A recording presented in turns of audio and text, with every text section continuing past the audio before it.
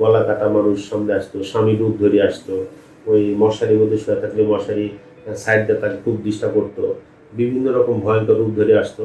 এইগুলা সে আর দেখতে পাচ্ছে না, এখন টোটাল সে ফ্রি, শুধু কিছু দেখতে পাচ্ছে না। আমি যদি মা ওটা কাজ হবে আপনি এখন নিশ্চিন্তে থাকেন, একটা কাজ করা হয়েছে।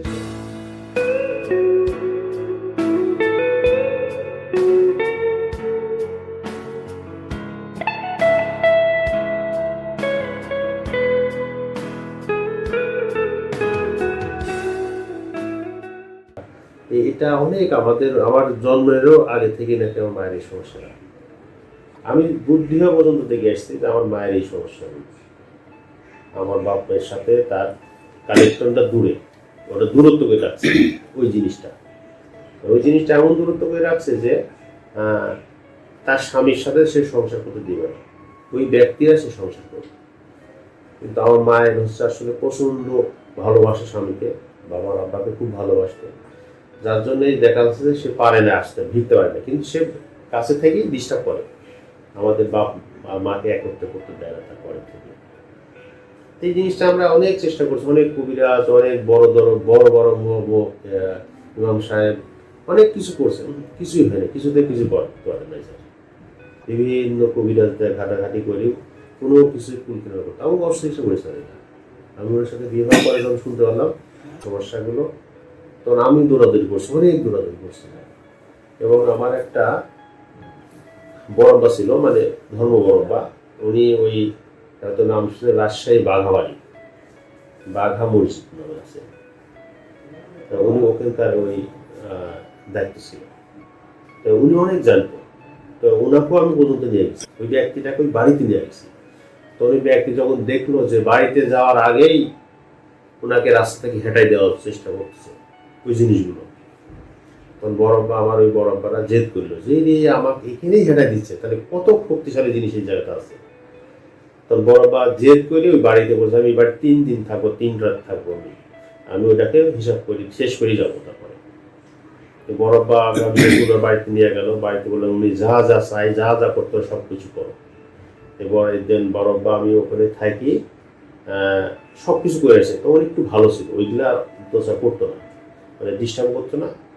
কিন্তু বড়ব্বা মারা যাওয়ার পরে আমরা জানি না যে মারা গেছে, আমার যখন চলে যায় আমরা খোঁজ নিই নাই, ধর্ম তো খোঁজ নিই নাই। মারা যাওয়ার পরে মানে তা আবার এই শুরু, তার ওই ব্যক্তি মারা যাওয়ার পরে ওই ঘটনা আবার তারা শুরু।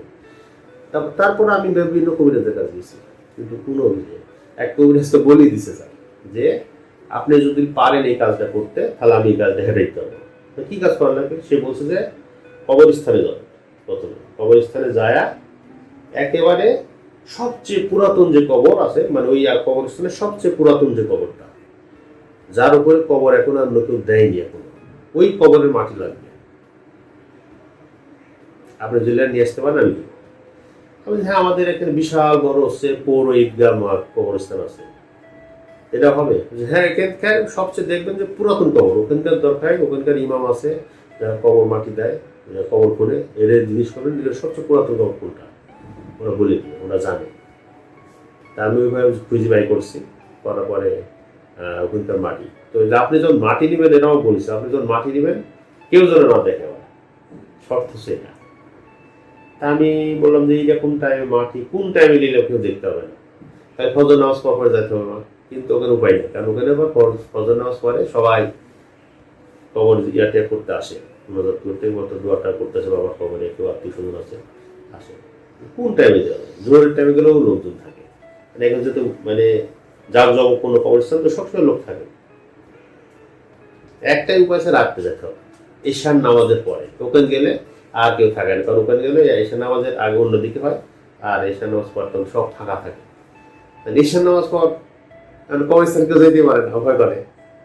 এমন চিন্তা করলাম যে আমার কাছে তো কোনো ভয় নেই, আমি এই পর্যন্ত আসলে স্যার এই বুদ্ধি হওয়ার পর পর্যন্ত আমরা হাটে মাজারে রাত 1টা 2টা নয় মাঠে চুরি বেড়াইছি, ভয় করি কি জিনিসে বুঝতাম না, মানুষগুলো ভয় করে, আমার চোখে আজ বন্ধু করে দিতে পারে। আমি যদি বললাম যে আমার কাছে কোনো ব্যাপার নেই, রাত 8টার সময় যায় মাটি লেসতে সমস্যা, কবরে মাটি লাইছি দিছি ওরা, তারপরে যা যা চাইছে, কালো মোরগ 2টা, সাদা মোরগ 2টা, একেবারে সিম কালো হওয়া লাগবে 2টা, সাদা হওয়া লাগবে 2টা, এবং ওই মোরগ মুরগি কিনবেন এক দরে এক ব্যক্তি, এইভাবে বলা আছে। কোনো দর কষাকষি করবেন না, উনি যা যাবে এটা দিয়ে আপনি কিনতে হবে। উনি কোনো কথা উত্তরও দেওয়া হবে না, যদি এইভাবে কিনতে পারেন তাহলে কিনতে।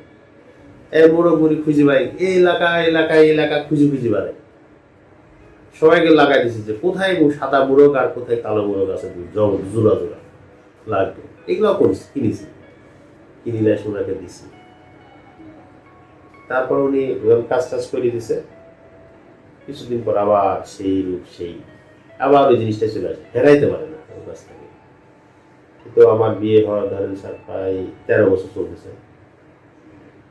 13 বছর হলে সেই, আমি তো আগে থেকে হচ্ছে ওনার, আমার ওয়াইফের জন্মের থেকে শুরু, আমার বিয়ে হওয়ার পরে আমার শ্বশুরের এই 13 বছর যাবৎ এটা আমি শুনতেছি এরকম খুব ডিস্টার্ব করে, ছেলে মেয়ে পুরাটা একেবারে সবাইকে দিচ্ছে। কিন্তু একটা ভালো যে আমার ওয়াইফে গেলে কিছু বলে না, আমার ওয়াইফে গেলে কিছু দেখতে পারে না। কিন্তু আমার ওয়াইফের একটা ছোট বোন আছে, তার ভাই আছে, এরা গেলে এরা শব্দ বুঝতে পারে, এরা দেখতে পায়, এরা এদের অত্যাচার করে।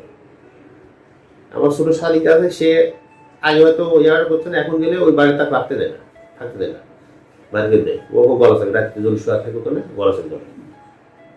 এখন ধরেন এই যে এতগুলো আসছে, একের পর আপনার হয়তো বিভিন্ন রকম আপনি পায়ে গেল মাঝখানে, আপনি যখন এই হিলিং এর পাশাপাশি টেলিসমান যে কাজ করছেন, আসলে এটা আমরা জানি কিছুটা, আমরাও কোরআনে এদের আছে। এখন এইগুলা কাজ করতে পারে, যখন আপনি বলবেন ঠিক আছে এটা আমি দিই, যেহেতু সে এখন তার আমি একটা ছবি চ্যানেল, আমি ছবি দিলাম, এই ছবি দেওয়ার মাধ্যমে কাজটা করলেন। এখন এই চয়েস গত সপ্তাহে করছেন। এই সপ্তাহে আমি যেহেতু খোঁজ নিলাম, বাইরে গেছিলাম, একটু খোঁজ নিতে পারি না, পরশুদিন খোঁজটা শুনি যে একেবারে সে পুরা ফিরে, মানে তার শরীর টোটালি হালকা, আর ওইসব সিমটমগুলো তার আসতেছে না। গলা কাটা মানুষ সামনে আসতো, স্বামী রূপ ধরে আসতো, ওই মশারির মধ্যে শুয়ে থাকলে মশারি সাইড দিয়ে তাকে খুব ডিস্টার্ব করতো, বিভিন্ন রকম ভয়ঙ্কর রূপ ধরে আসতো। এইগুলা সে আর দেখতে পাচ্ছে না, এখন টোটাল সে ফিরি। শুধু মধ্যে যে ওয়ার্ল্ডে আছে, ওয়ার্ল্ডের ঘরের ভিতরে গেলে শরীরটা একটু হালকা ভারী লাগে, কিন্তু কিছু দেখতে পাচ্ছেন না। আমি যদি মা ওটা কাজ হবে, আপনি এখন নিশ্চিন্তে থাকেন, একটা কাজ করা হয়েছে, সে আপনি এখন আপনার ছবির মাধ্যমে একটা কাজ করা হয়েছে, কাজের জন্য আপনি ফিরে আসেন। যখন কোনো কিছু সমস্যা হবে আমাকে জানেন, আমি স্যারের সাথে কথা বলবো। এই বর্তমানে অবস্থা স্যার। আমার এটা দেখে আমার ওয়াইফ আমাকে প্রশ্ন করছে যে আসলে স্যার এটা কিভাবে, এটা অনেক পৃথিবী সৃষ্টির পর থেকে এগুলো আসলে ব্যবহার হয়ে আসছে, এটা অনেকে জানে না। স্যার ওটাই প্র্যাকটিস করিয়া করতেছে যে এখন তার একজন করে একজন তার আছে, উনি তার থেকে এটা ফলোআপ দেয়, কাজ করাচ্ছে।